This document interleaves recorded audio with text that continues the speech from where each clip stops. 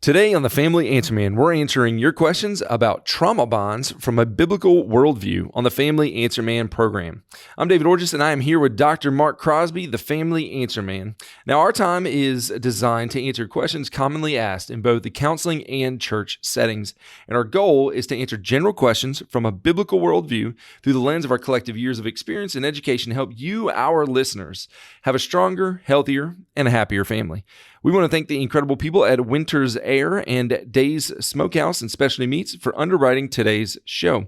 Winter's Air is located in Denham Springs and services the Denham Springs and surrounding areas. Days Smokehouse is located at 35770 LA Highway 16, just north of Denham Springs. Now, our show, The Family Answer Man, is not a therapy session, and we're not able to give specific advice to your situation, but we do believe that mental health is a very serious issue. Family dynamics can be and often are very complicated, so for in-depth answers to your questions, we encourage you to seek professional counsel specific to your unique circumstances. We do hope that this episode of The Family Answer Man will encourage you and inspire you to make changes that will lead to a stronger, healthier, and happier family. And as always, if you want to get in touch with us on The Family Answer Man, you can email us at familyanswerman@liveoak.church. That's familyanswerman@liveoak.church. We love to hear from you, and we would love to answer your questions. Well, Dr. Mark, we are talking about a unique topic that some may be intrigued by, but may not have heard of before. Right. The topic of trauma bonds. Right. Do you feel like there are a lot of things that are in your profession as a pastor and as a counselor, hidden issues that people maybe experience, but they've never heard of before? Yeah. I mean, trauma bonds are things that unfortunately we are aware of. We're just not sure maybe what we are looking at, so to speak. In other words, how to put a definition or a diagnosis on something that we're seeing every day. But trauma bonds, basically, I remember as a teenager, hearing about this, where a person, generally a woman, is involved in a very abusive relationship, and she stays in it for years and years and years. And everyone says to her, why don't you leave? Or why don't you get out? Or why are you staying? And, they say, well, I love him and I don't have any place to go and I don't want to leave him. And everybody's going, but wait, you have two black eyes, you're looking terrible. You have been kicked out of your home in the dead of winter. What's going on? He is an alcoholic. Why do you keep staying?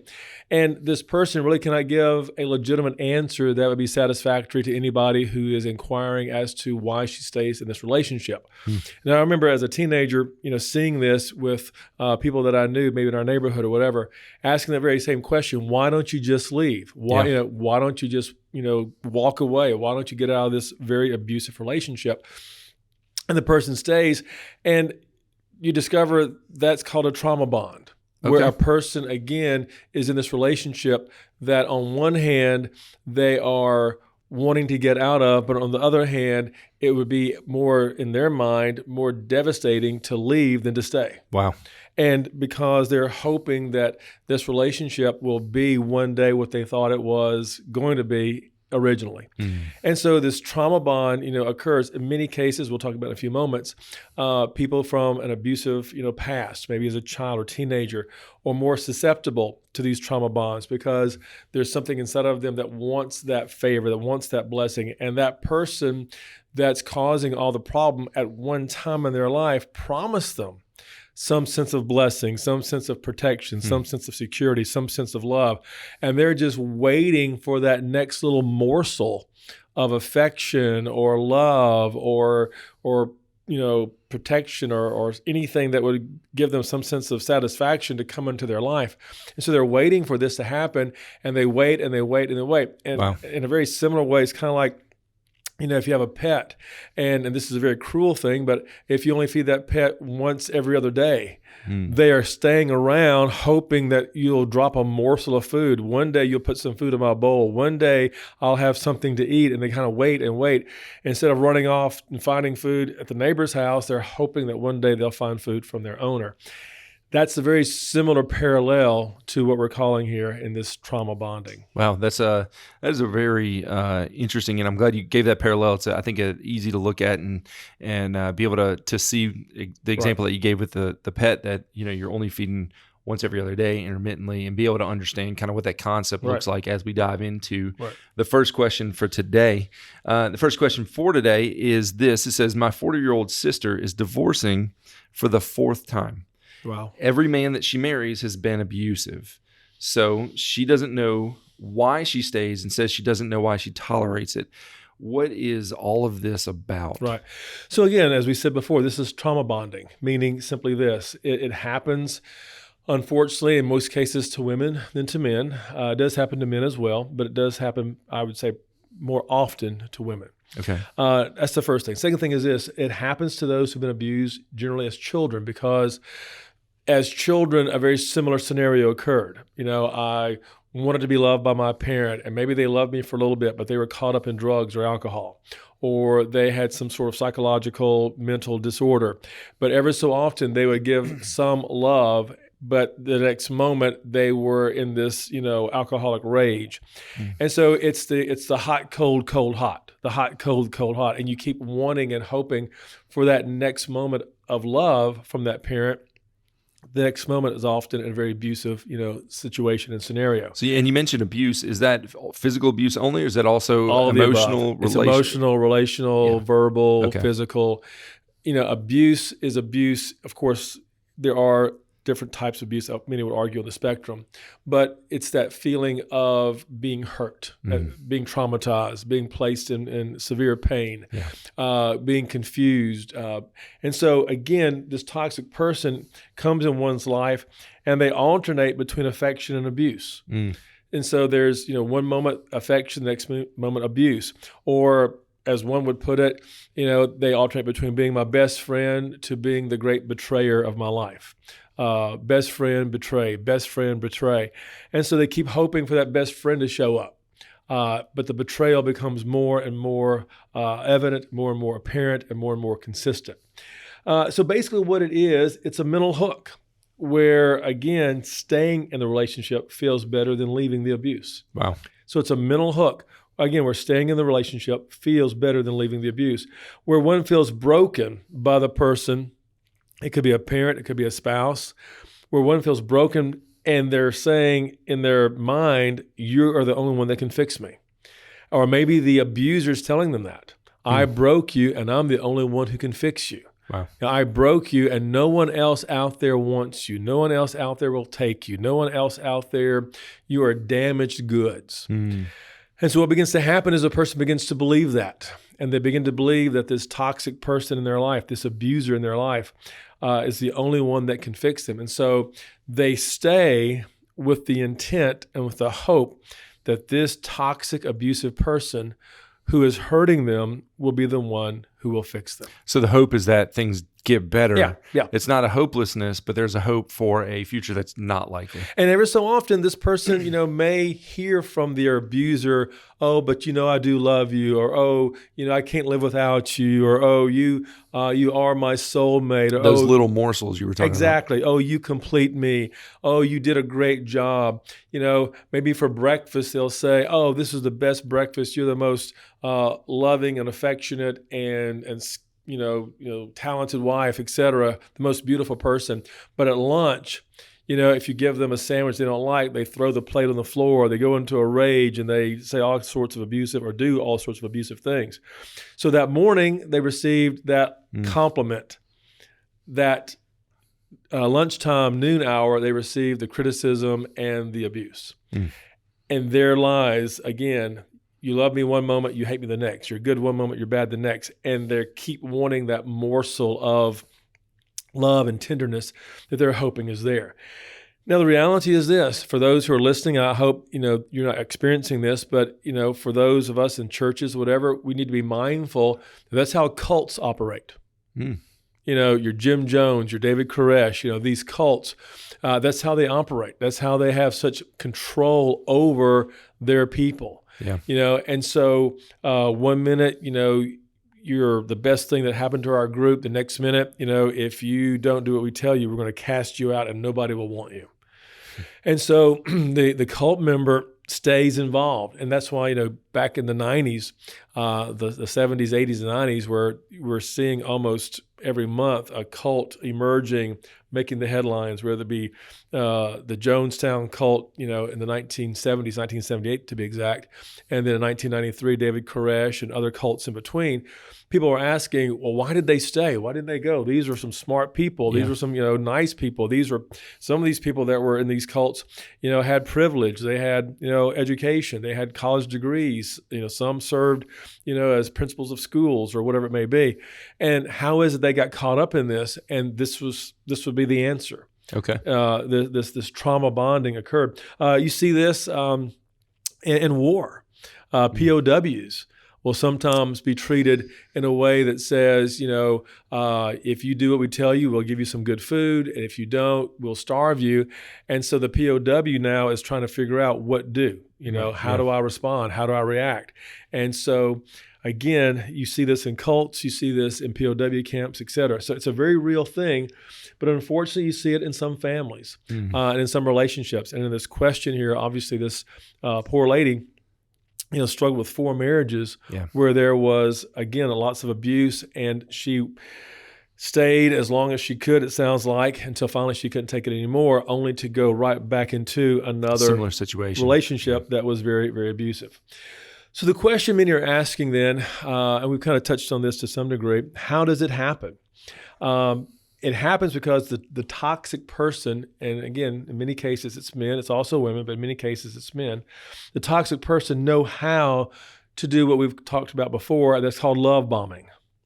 Love bombing feels awesome because if you are a person who grew up being loved, this is very natural for a person to pour love on you and to show you all sorts of love and affection and attention. And that love bombing feels very natural. For those who are not raised with lots of love and who are very empty, the love bombing is something they've always wanted. So love bombing, again, happens in the very beginning. And here's the point we're making here. In a healthy and an unhealthy relationship, in the beginning looks the same at first. Interesting. Yeah. So because the love is there, the love bombing is there. You're the best. You're the most. You're incredible. I can't do without you. You're, the wind beneath my wings. You're the air that I breathe. You're all these things, that we talk about and sing about and romanticize about. And so love bombing feels awesome at first. But for the toxic person, for the abuser, this love bombing occurs only to create a sense of bonding that is often, very traumatic and very toxic. Well, it sounds like that's a setup for the exploitation later. Exactly. Which leads to number 2, which is that's the setup for dependency. What happens is the toxic person who in this relationship, after they do the love bombing, they create this sense of dependency. You need me. You need what I have to offer. You need my love. You need my affection. You need my protection. You need me. And therefore, you cannot go anywhere. No one else will want you. No one else, will love you like I love you, kind of thing. And so what happens is that a dependency is now created. Now, simultaneously, what will often happen during this phase is that the toxic person will take, in many cases, the woman in this case, will take her away from family and friends.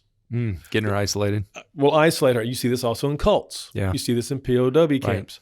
So there's this sense of isolation, which is one reason why, again, I will argue that the Bible talks about the importance and the power of fellowship so much. Yeah. And Absolutely. so, but what happens here in these cases is that the toxic person will love bomb you, create this dependency on them, and then they will begin to isolate you from your church or from your family or from your friends or from those people that care about you, and they will isolate you so that now you're even more dependent on them. That the toxic person is the only person now in your quality world. The third thing that happens after that is criticism and blame. So what happens is that now what happens is that the toxic person begins to criticize and blame the other person for everything. And what they are doing now is they're creating this atmosphere where the person being manipulated and abused now feels like I must strive even harder to please the toxic person. Sounds like it intensifies the cycle. Right. I must strive even harder. I must work harder. I must work longer hours. I must, dress a certain way. I must perform a certain way. And so what happens is this criticism, this blame creates this desire inside the abused person to strive even harder to please this manipulator. And so again, this creates a deeper dependency and a deeper toxicity, if you will, in this relationship, because now the person is trying to please because they're being blamed for everything. Fourthly, very similar to the last one, is now the manipulation becomes greater, or what we called before in this program, gaslighting.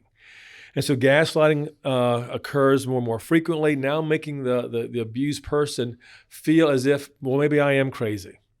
Maybe something is wrong with me. Maybe it is true that no one out there wants me. Maybe it is true that no one else will ever accept me. No one else will ever take me in. No one else would ever love me. No one else will ever need me like this person. And so the manipulation and the gaslighting becomes so intense, they start now believing that. And we call that, if you're keeping track, number 5, we call that losing yourself. You've now lost yourself. You no longer, your hopes and dreams and desires and feelings and beliefs and philosophy is no longer yours. Right. Everything you're doing is now to be pleasing and to find some sense of blessing from the toxic person that's now in your life. And so what will happen is they'll do anything for peace. They'll tolerate anything for peace. And so with the hope that, again, I can't get out of this, but with the hope now that maybe I'll have some morsel again of affection, of friendship, of some substance of or semblance of something that would be, healthy and happy for me. Because now they're saying I can't leave. I'm trapped because they have believed that no one wants me. Yeah. And if I leave here, I will be all alone. And for some people, being in a toxic relationship is better than being alone. Yeah. The alternative just doesn't, in their mind, outweigh right where they are. Which leads then to number 6, which means you give up control over your life, which is what the toxic person, which is what the manipulator is wanting, for you to give up control over your life. Remember, as we said before, there are 3 primary reasons why people do what they do that are harmful. Number 1, they do it out of greed. People who are greedy will do things that are harmful. Number 2, lust.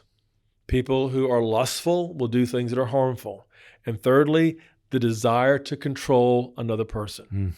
There is that sense in all of us, this desire to control the lives of other people, whether it's through coercion, manipulation, whether it's through some sort of physical threat or whatever it may be. And so what happens is that these individuals have now given up control over their life to their manipulator, to their spouse in most cases, to this person who is toxic. And once you give up control over your own life, then you have totally lost yourself.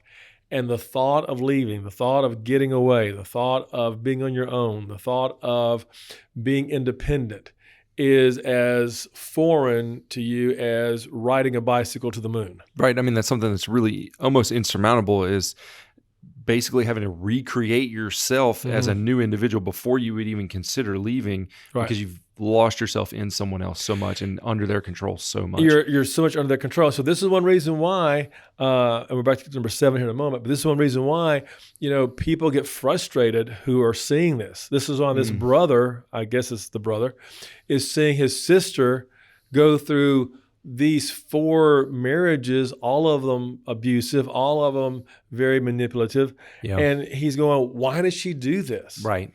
Why does she? Because these individuals are doing this thing over and over again. They're love bombing, and then they're creating this sense of this person has now lost control over their life. Then number 7 is this.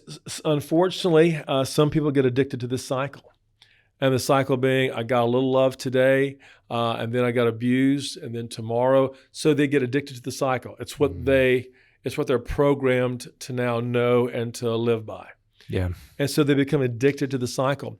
Years ago, when I was starting out, doing therapy, about 35 years ago, it dawned on me that people do get addicted to other people. That there is such a thing as being addicted to the life, to the lifestyle, to another person, and you do whatever you possibly can to please them and to keep them in your life and to let yourself go, for their sake, so to speak. And so these individuals get addicted to the cycle. In other words, it's what you know. Many of these people were abused as children. Now they're in a marriage or relationship that's very abusive, and it's what they know. Right. So here's a question I'm sure everybody who's listening is asking. Okay, here we go. How do you get out of this? Right. How do you get past it? And the first thing, this sounds very cliche, but it's very true. Number one, there's something inside of you. There has to be some spark inside of you that says, I want to. Because the reality is only you can get out. And so this is where, again, there's something down deep that I hope never dies in a person that says, this is not who I want to be. Yeah. This is not where I want to be. This is not who I am. And so only you can get out. Number two, but this is the most, the most important of these answers. Connect with others, connect with friends, connect with people inside your church, whatever it may be. Connect with your family. But in other words, reattach, get reacquainted to your family, to your friends, to your church members, to a counselor, to a pastor, to someone that can discover where you are and what's going on and to remind you that you're worth more than this. This is not who God designed you to be. That your life is to be your life, and that you still have control and should take control of your life. Yeah, and I think that's a great point to make because, like you said, the person that's in the situation is the only one that can get out of it, but they're not supposed to do it alone. No. Right? They're the only one that can make that choice, but it's got to be a collaborative effort, and there's got to be a support system. Exactly. This person needs to call their siblings or their friend or their friends from high school, or call that counselor, call that hotline. Yeah. Or call that church or call that pastor and say, this is where I am, this is who I am. And they will begin to help break through that sense of addiction that this person may have. Which I hope is something that somebody hears today that's listening to this, because there's a truth and a reality, which is if this person is in that situation, they are under that control and they do feel like no one loves them and they're not worthy, there's an assumption that, man, if I call my brother or if I call my mom or dad or if I call an adult child or if I call a friend or a pastor, they're really not going to care. No one's really going to help me. And that's completely, in most cases, not true. Exactly. So again, friends, churches, counselors, a YMCA, YWCA, whatever it may be, but call some of these places and just begin the process of getting out from underneath this very toxic and traumatic control that people have on you. This is how, again, this trauma bond is broken. Number three, we kind of mentioned this already, but know that you deserve better, that you've been made by God and for God, and He's your Heavenly Father, and He's created you, and He's created you for more than this. Amen. So know that you deserve better than this type of abuse. Here's one that I think we've done in our practice. Write down, when you leave this person and you get the help that you need and you're beginning to make the break, write down what you miss about this person. Okay. Then write down what actually happened that caused you to leave. And compare these two and realize why you left. Because here's the thing. Those who have been involved in this very toxic relationship, those who are in this trauma-bonded relationship, when they leave this person, there's going to be something inside of them that's going to miss them. Right. I miss, it's kind of like, we read in the Bible, so you want to go back to Egypt where you were enslaved, right? Yeah. Where you were treated like, cattle or whatever. You want to go back to Egypt, and we read this in the Old Testament, there they are, trying to get to the promised land, and they start complaining, we had this in Egypt and we had that in Egypt. My point is that this person is going to have this. Yeah. Maybe the person they were married to is very wealthy. At least they had a nice car. or maybe they had a nice home or whatever, or maybe they had a pool in the backyard, whatever it may be, and it's those things that they miss. Yeah. And so what begins to happen is they start missing that. So if you don't write down what actually happened, then you will begin to miss, and your brain will begin to give you this false sense of maybe it wasn't so bad. Human beings have a tendency to romanticize the past. Exactly. So write down actually what happened. Next, number 5, you're keeping count. Again, very similar to what we said earlier, have accountability people in your life. So an accountability person, I will argue, somebody that you can stay in touch with almost daily. And have accountability people, not just one person, but maybe a church member or a friend or maybe a family member, but have people that you are accountable to. Let them know how you're doing. Let them know what's going on in your life. Let them know the progress that you're making. Number 6, exit smoothly. In other words, try not to create or have or get involved in too much drama. But make the exit as smooth as possible. Maybe you need to have friends, a father, a brother, church members, the men's group of the church help you to move your stuff. Yeah. Whatever it may be, but have a smooth exit.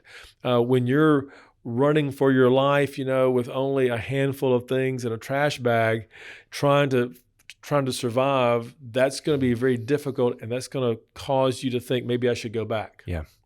So try to have a smooth exit. And then find a new way of doing life.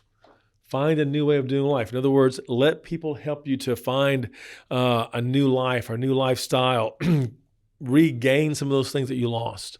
Maybe if you used to love to, play tennis, go back to playing tennis, or whatever. If you used to love to go to church, go back to church. And if you used to love, working, with your hands, doing things, go back to doing that. But my point is that begin to regain what you've lost. Begin to create new things that perhaps you never thought you could ever do again. And then last of all, of course, spend some time in prayer. Spend some time searching the Scriptures. Spend some time knowing that God can and will strengthen you, forgive you. Pray for wisdom. Yeah. These are all the things that, again, we need to do and are called to do whenever we are going through any kind of traumatic, difficult, depressing times. And I love the word you used, find a new way of doing life, not necessarily create a new way. Create is all on the person. Right. Find can draw from that support system that you've reestablished and let other people, like Scripture says, bear one another's burdens. Let other people bear those burdens with you and walk through this process with you. Yeah, it's okay. It's okay for people. It's okay to accept help from people. Yeah. Some of these folks that have been so traumatized struggle with accepting help. But the reality is it's okay to let someone help you. It's okay to let someone bless you. It's okay to let someone, speak into your life grace and truth and hope, and let them do that and embrace that. And that is the beginning stages, I will argue, of getting healthier and happier. There's a powerful word from the Family Answer Man today. We do hope that you will find the help that you need, and we would love to be able to help answer questions if you have those. So you can get in touch with us at familyanswerman@Live Oak Church. Again, you can email us familyanswerman@Live Oak Church, and we would love to answer your questions. We want to thank you again for joining us today, and the incredible people at Winter's Air and Days Smokehouse and Specialty Meats for underwriting today's show. We also want to remind you that the Family Answer Man is not a therapy session, and we're not able to give specific advice into your situations, but we do believe that mental health is a very serious issue and that family dynamics can be and often are very complicated. So for in-depth answers to your questions, we want to encourage you, seek professional counsel specific to your unique circumstances. We hope that this episode of the Family Answer Man will encourage you and inspire you to make changes that will lead to a stronger, healthier, and happier family.